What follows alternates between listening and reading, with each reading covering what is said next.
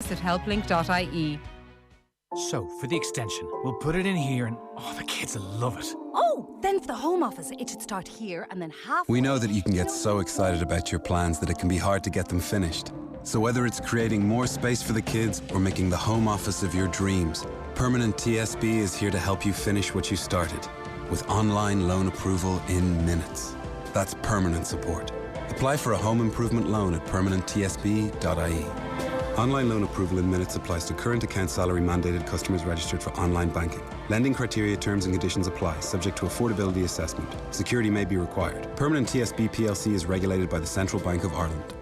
Support Irish retail by shopping with Ireland's #1 online store, mixgarage.com. With guaranteed next day delivery across a massive range of items, you'll find everything you need for your car, home, garden, staycation and so much more. Sign up to our sale alerts to access exclusive discounts and get €5 off your first order. Join almost 1 million happy customers and shop Irish with mixgarage.com for Brexit-proof shopping delivered straight to your door. Visit mixgarage.com today and buy Irish. Safeguarding, it means respect, recognising my ability and me being heard. I want to be independent, to be treated equally. Safeguarding is about respect and equality. It's about upholding people's rights, and that's equally important for people living with a disability. Safeguarding is about my ability. Brought to you by Safeguarding Ireland, promoting the rights of adults with disabilities. See safeguardingireland.org. And now this. Marconi House, Dublin 2, home to some of Ireland's favourite radio stations, including News Talk, now has 5,000 to 15,000 square feet of Grade A office space available, enjoying a prime city centre location just 300 metres from Grafton Street, the Lewis and St Stephen's Green. Marconi House is also home to Electro Route and is available immediately on new flexible lease terms. To find out more, contact HWBC or visit marconihouse.ie. Off the ball. This is News Talk.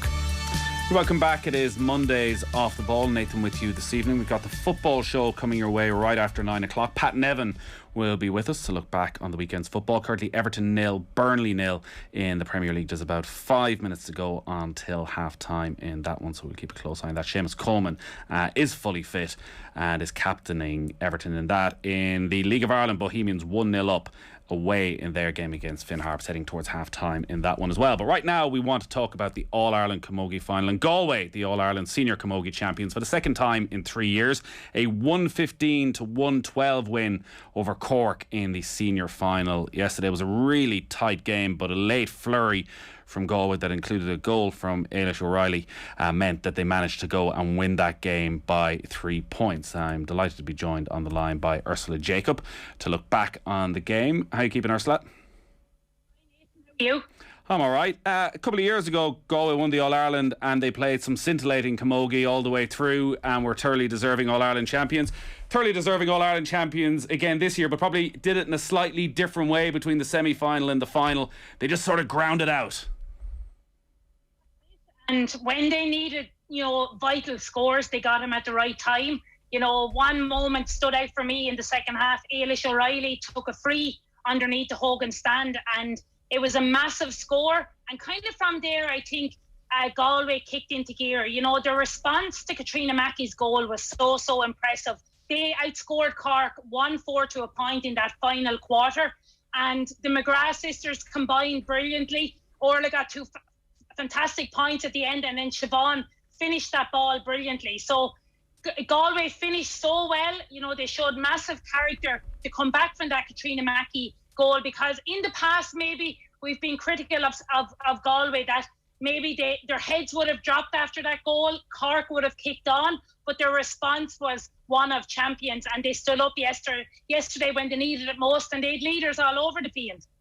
So they finished very well, Galway. They also started very well, particularly that full forward line, got them really involved in the game. 4 points in the first 4 minutes. They came flying out of the block, so clearly maybe it was the hurt of last December and the defeat in the final last year, but there was something in that Galway side. They were ready for this one.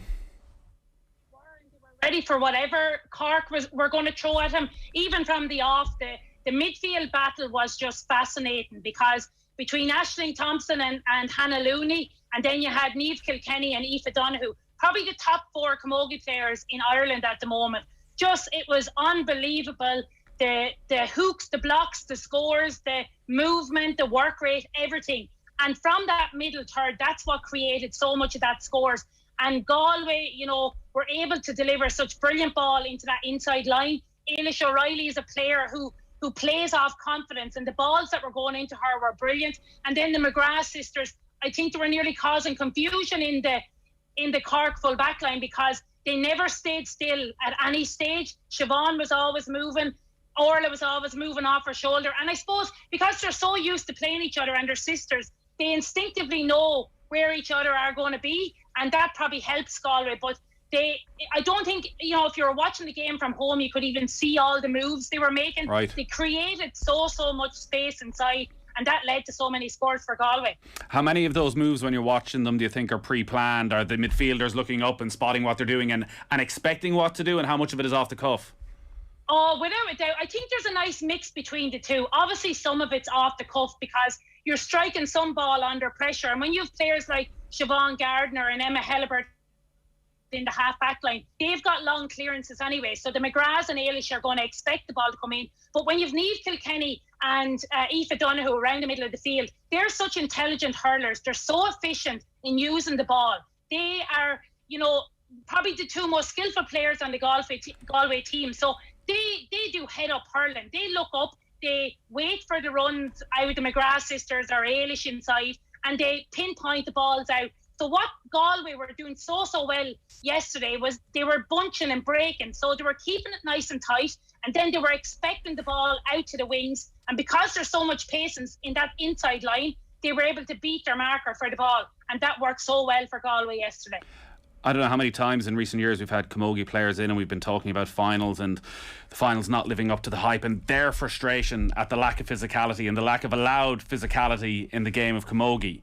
It's changed this year, and you could see that yesterday. You talk about that scrap in midfield right from the throw-in. They were properly getting at each other, and the referee was able to allow that game flow. It's made a transformative effect, and it feels like it'll have a transformative effect on the game and the interest levels in the game because it's so much more watchable now. When was it 2-3 years ago we had a final and it just never stopped, free after free after free, where it was just so much more free-flowing. Look, referees get a huge amount of criticism, so I think it's important to highlight from the games yesterday, right across the junior, intermediate and the senior in particular, that the refs really did add to it, because we're not talking about the referees today. We're talking about the skill level, the intensity, the fitness level. Cork and Galway have brought the game to another level. But the referee yesterday, Liz Dempsey, she allowed the game to flow. There was no, dirty stroke. There was no malicious play, anything like that. But there was 2 teams out there ready to put their bodies on the line, and they were allowed to express themselves fully yesterday. And right from the get-go, Aisling Thompson and Aoife Donoghue had a right cut off each other, but they got up, got on with. They didn't look for the freeze. And yes, we had brilliant free takers there on display yesterday. Ailish O'Reilly, Carrie Dolan, Orla Cronin, Chloe Sigerson. But the freeze didn't dominate the score line. It was the open, the scores from play that dominated, and that's what we want, because people that don't see camogie week in, week out, they look at the All-Ireland finals and it's what people will talk about. They'll base the whole camogie season on that one game. So yesterday was a brilliant showcase for camogie, right from junior to intermediate to senior. And I'm kind of even on a high myself from yesterday, because I'm so thrilled that we're talking about the skill level, the fitness level, the strength and conditioning of the teams, and the standard of camogie right across the 3 games yesterday. And that's what we want for camogie. And I think the game will evolve, and I think the rules have added to that, because it's not a stop-start as it was a few years ago. There was one other talking point away from the skills on show, and that was around Cork and Orla Cronin and the late email that came in on Saturday night with a decision from the DRA that she was available to play in the final. She was shown a straight red card in the semi-final against Kilkenny, 3-match ban, but she wasn't cleared. Basically, the case has been put back, so she was cleared to play in the match yesterday. Cork went out with 16 players in the parade. I know Sarah Dervin was on OTB AM this morning saying that Galway ignored it completely. They weren't getting into whether or not she would or wouldn't play. From a Cork point of view, to have it left that late, though, must have been disruptive. Without a doubt, whether or not they say it was disruptive or not, obviously it adds to it because it's on everyone's mind. It was on my mind before the final and I wasn't even playing. So everyone was curious as to what the outcome was going to be. If I'm being fully honest, I didn't think she was going to be cleared to play because for me it was a clear striking offence. I was expecting that she was going to be missing the final, but obviously I knew Cork were going to go the full disciplinary proceedings to see could they try to get her off. Now I've never heard of someone being cleared to play but still potentially go get a 3-match ban. I think it's quite a confusing rule, and I think it's going to open up things in the future because other players will see that, well, Orla got off for a striking offence, so other players are going to question that in the future, and it could open a can of worms and lead to further frustration from players or teams, and it could lead to a lot more debate in the future. But it was probably far from ideal. I can't understand how the decision either way couldn't happen before late on Saturday night. That's not fair on anyone, whether it's the player herself or the management, because obviously if Orla wasn't going to be available to play, you have to plan without her. And obviously then at the last hour, she was playing and Linda Collins was dropped. And to me, I'm not sure was that the right decision. Yes, I would start Orla Cronin, but I would have started Linda Collins too. And Linda Collins was the captain. Yeah, Linda was the captain and she was named to start, and she made obviously a huge impact in the semi-final against Kilkenny, got the winning score. And even when she came on yesterday, she created the goal for Katrina Mackey. She set up another couple of scores. And to me, she's another scoring threat. She's a leader on that team. And I think Cork needed a player of her calibre in the forwards yesterday. And I think maybe it was a mistake not starting her. And as much as Galway showed brilliant character with that late burst when they scored, what was it you said, 1-4 to 1 point in those closing stages for ultimately the winning of the game, Cork had wrestled back the momentum. After that slow start, they'd got the goal, they got themselves the 3-point lead. It's a squad with a lot of experience. You felt that they were on the verge of kicking on, and for some reason it just wasn't there in those closing stages. What went wrong for Cork that they couldn't keep that momentum going when they had it? Surprising. I would have felt that the game needed a goal. Cork got the first goal, and I felt at that stage Cork were going to kick on. But I'd have to give huge credit to the relentless tackling of that Galway defence. They didn't give them the space. They got, they were, touch tight marking. They didn't allow it. And I suppose Cork yesterday, yes, there's a huge amount of experience throughout that team, but there was also 5 debutants, starting their first senior All-Ireland. That can add to an occasion as well, because you look at Galway, they had leaders who are experienced and have played in All-Irelands before. They know how to win in All-Ireland, whereas you look at, you had the likes of Fiona Keaton, Ciara O'Sullivan, even Amy Lee in the goal, Saoirse McCarthy, Laura Hayes in defence. These girls, this was their first senior All-Ireland, and I'm not saying that these girls were the losing of the game. It's not that, but the likes of Niamh Kilkenny, Sarah Dervin, these girls, Ailish O'Reilly, they've been there before. They know how to win, and they just grounded out that win. And at the times when they needed leaders the most, I felt that those Galway players stood up, and that ultimately was the difference, really. And they put together a heck of a CV down in Galway as well now. 2 wins in the last 3 years, 3 All-Ireland final appearances in a row. That we are talking about one of the great Camogie sides here.